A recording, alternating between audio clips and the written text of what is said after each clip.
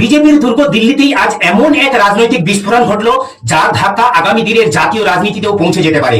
কারণ যে রাহুল গান্ধীকে একসময় বিজেপি দুর্বল বিরোধী নেতা হিসাবে দেখাতে চাইতো, সেই রাহুলই আজ পুলিশের দরজায় দাঁড়িয়ে কার্যত চ্যালেঞ্জ ছুড়ে দিলেন, এফআইআর না হওয়া পর্যন্ত আমি নড়ছি না। डीसीपी ऑफिस में क्या करना है सर? डीसीपी ऑफिस से जाएगी सीपी ऑफिस। ठीक है, डीसीपी ऑफिस कहाँ है? हमारा पार्लियामेंट थाने। ठीक है, चलो वहाँ चलते हैं। Let's go. नमस्कार जी, कैसे हैं? नहीं, वो डीसीपी ऑफिस भेजा हमने। आइए, डीसीपी ऑफिस भेजा है। हम तो डीसीपी ऑफिस जा रहे हैं। ये कह रहे हैं न्याय के लिए यहाँ नहीं होगा, डीसीपी ऑफिस। हमने पुरानी कंप्लेंट की, वो मैंने बताया डीसीपी ऑफिस सेम कंप्लेंट।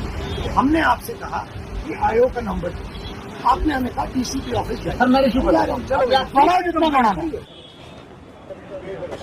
जो छर्रे लगे हैं, ये सारे जो है इनकी आंख दिखाओ। ये जो इनकी आंख गई है, इसके बारे में हम एफआईआर मांग रहे हैं और ये इनका हक बनता है। मैं 10 दिन 20 दिन 30 दिन 50 दिन 6 महीना वहीं बैठूंगा। It's legal. He is requesting an FIR.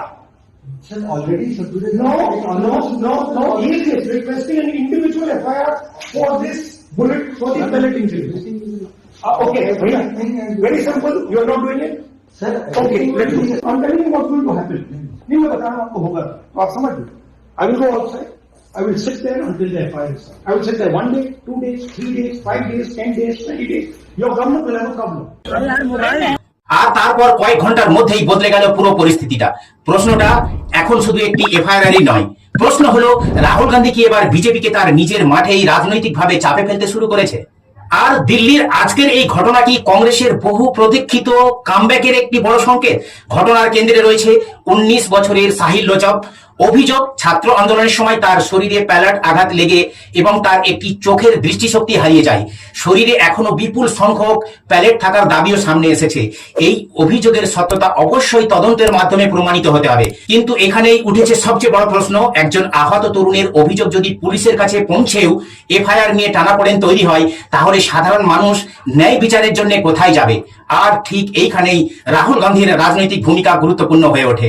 তিনি শুধু সংসদে বক্তব্যই রাখেনি, তিনি রাস্তায় নেমেছেন, আহত তরুণকে পাশে দাঁড় করিয়েছেন, পুলিশের সামনে অবস্থান নিয়েছেন এবং প্রশাসনের কাছে সরাসরি জবাব চেয়েছেন। हम सिर्फ ये कह रहे हैं कि एफआईआर दर्ज कीजिए, एफआईआर दर्ज कीजिए। हिंदुस्तान का एक युवा है, उनकी मम्मी यहाँ पे ज्योति खड़ी है, उनके पिता दीपक है, साहिल है ये, और हम सिर्फ ये कह रहे हैं कि प्लीज एफआईआर दर्ज कीजिए। अंदर से हमें बताया जा रहा है कि देखिए ऊपर से ऑर्डर आया, एफआईआर नहीं हो सकता है। सिंपल सी बात है, जब तक एफआईआर नहीं होगा तब तक हम यहां से नहीं हिलने वाले हैं।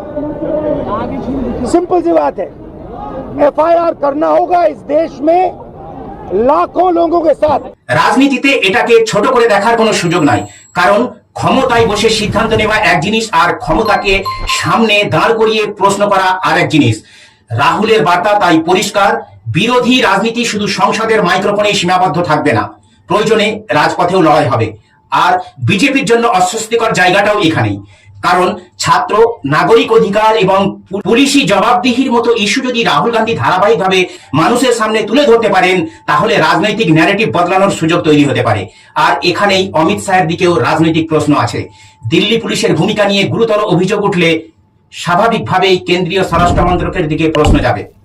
অমিত শাহ ব্যক্তিগতভাবে কোনো নির্দেশ দিয়েছেন এমন দাবি প্রমাণ ছাড়া করা কঠিন নয়, কিন্তু প্রশ্নটা থেকেই যায়, রাজধানীর পুলিশ নিয়ে এত বড় অভিযোগ উঠলে কেন্দ্র কি করছে? তদন্ত কতটা স্বচ্ছ হবে? সাধারণ মানুষ কিভাবে নিশ্চিত হবে যে সত্য চাপা পড়বে না? এই প্রশ্নগুলোর উত্তর দেওয়ার দায় শেষ পর্যন্ত সরকারের ওপরই পড়বে। আর রাহুল গান্ধীর রাজনৈতিক শক্তি এখানেই, তিনি যদি বলেন আমরা কাউকে আগে থেকেই দোষী বলছি না, আমরা শুধু নিরপেক্ষ তদন্ত চাই, তাহলে তার অবস্থান আরো শক্তিশালী হয়ে ওঠে। কারণ তখন লড়াইটা আর রাহুল বনাম বিজেপি থাকে না, লড়াইটা হয়ে যায় ক্ষমতা বনাম জবাবদিহি। এই ন্যারেটিভ যদি কংগ্রেস মানুষের মধ্যে প্রতিষ্ঠা করতে পারে, তাহলে রাজনৈতিকভাবে বিজেপির উপর চাপ বাড়াতেই পারে। তবে একটি ধর্ণা মানেই বিজেপির পরাজয় নয়, একটি এফআইআর মানেই কংগ্রেসের কামব্যাকও নয়। কিন্তু রাজনীতিতে কামব্যাক শুরু হয় অনেক সময় একটি বড় মুহূর্ত থেকেই। আজকের এই ঘটনাটা যদি এখানেই থেমে যায় তাহলে এটা হয়তো আরেকটি রাজনৈতিক প্রতিবাদ হিসাবে হারিয়ে যাবে, কিন্তু কংগ্রেস যদি এই ইস্যুকে সংসদে তোলে, মাঠে থাকে, তদন্তের দাবি চালিয়ে যায় এবং ছাত্র নাগরিক অধিকার ও পুলিশের জবাবদিহির বৃহত্তর প্রশ্ন সামনে আনে, তাহলে এই ঘটনায় বড় রাজনৈতিক মোমেন্টাম তৈরি করতে পারে। আর তখন ছবিটা বদলাতে শুরু করবে। একদিকে প্রশাসনের ক্ষমতা, অন্যদিকে একজন বিরোধী নেতার রাজনৈতিক জেদ। একদিকে রাষ্ট্রের বিশাল মেশিনারি, অন্যদিকে একজন আহত তরুণের অভিযোগ। আর মাঝখানে দাঁড়িয়ে একটাই প্রশ্ন, ক্ষমতা কি প্রশ্নের ঊর্ধ্বে, নাকি গণতন্ত্রে ক্ষমতাকেও জবাব দিতে হয়? রাহুল গান্ধী আজ সেই প্রশ্নটাই সামনে এনে দিয়েছে। এখন আসল পরীক্ষা রাহুলের। তিনি কি এই মোমেন্টামকে ধরে রাখতে পারবেন? কারণ যদি পারেন তাহলে আজকের দিল্লির প্রতিবাদ শুধু একটি দিনের রাজনৈতিক কর্মসূচি থাকবে না, এটা কংগ্রেসের জন্য নতুন রাজনৈতিক লড়াইয়ের সূচনা হতে পারে। আর বিজেপির জন্য বড় চ্যালেঞ্জটাও তখন আরো বড় হবে, কারণ নির্বাচনে শুধু সরকারে থাকা যথেষ্ট নয়, মানুষের মনে কে প্রশ্ন তুলেছে, কে মানুষের পাশে দাঁড়াচ্ছে এবং শেষ পর্যন্ত কে সেই প্রশ্নের উত্তর দিচ্ছে। রাজনীতির আসল লড়াইটা সেখানেই। আজ দিল্লির রাজপথে রাহুল গান্ধীর প্রশ্ন তুলেছে, আর এখন উত্তর দেওয়ার পালা কার? কমেন্টে অবশ্যই জানান।